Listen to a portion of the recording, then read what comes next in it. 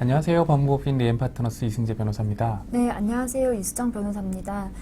보이스피싱 범죄가 이루어지려면 전화상담 역할을 맡은 사람이 피해자를 잘 속이는 것도 중요하지만 또 하나 중요한 것이 있습니다. 일단 발신 번호를 해외 인터넷 전화번호 070으로 뜨게 하는 것이 아니라 010 또는 02 등의 국내 번호로 뜨게 하는 것입니다.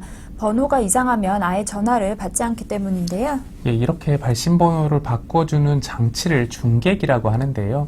보이스피싱 조직은 피해자를 속이기 위해 고액 아르바이트를 빙자해서 중개기 관리원을 모집해 중개기를 설치 운영하고 있습니다. 그런데 이렇게 중개기 관리에 이용당한 사람도 보이스피싱의 공범으로 처벌받을 수 있는데요. 이번 영상에서는 이 보이스피싱 중개기 아르바이트에 가담한 경우에 처벌되는 이유하고 어떠한 죄명으로 처벌되는지에 대해서 한번 알아보도록 하겠습니다. 보이스피싱 조직은 중개기 관리 아르바이트생을 모집할 때 현금 전달책을 속이는 방식과 유사한 방식으로 속여서 모집을 하곤 합니다. 5G가 잘 터지는 기계를 관리하는 일이라는 등 그럴듯한 사유를 대는 건데요.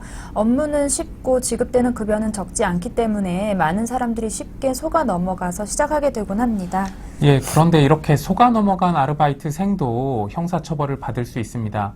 범죄인 것을 확정적으로 알면서 한 경우에만 형사처벌이 되는 것이 아니라 범죄일 수도 있겠다 정도로 미필적으로 생각만 해도 형사처벌 대상이 되기 때문인데요.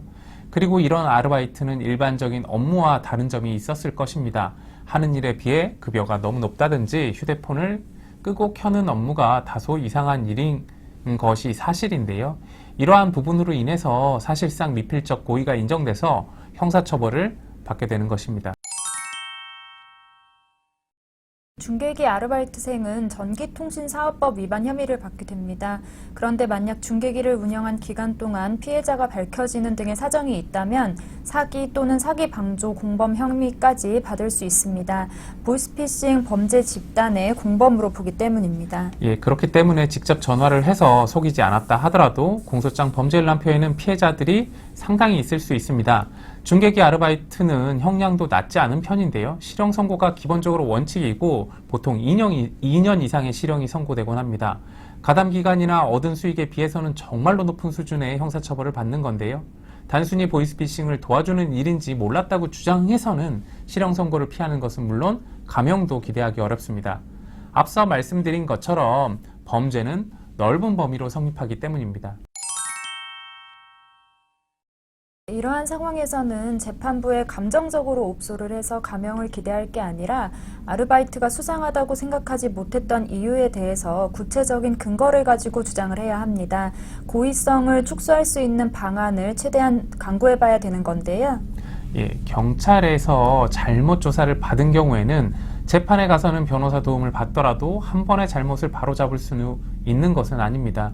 진술을 번복하면 기본적으로 믿어주지 않을 수 있습니다. 그렇게 처음 경찰 조사에서부터 형사 전문 변호사의 도움을 받는 것이 좋겠습니다. 중개기 아르바이트는 보이스피싱 전달책보다도 그 형량이 높은 범죄이기 때문에 꼭 신중하게 대응하실 것을 권유드리겠습니다. 지금까지 중개기 아르바이트에 연루되신 경우 알아두면 좋은 정보들을 정리해봤습니다. 최근 수사기관에서 보이스피싱 중개기를 집중적으로 단속하면서 적발되는 일도 많아졌는데요. 의도하지는 않았지만 중개기 아르바이트에 연루되었다면 반드시 변호사 도움을 받아보실 것을 다시 한번 권유드릴게요. 오늘 영상 도움되셨다면 구독과 좋아요도 부탁드립니다. 감사합니다.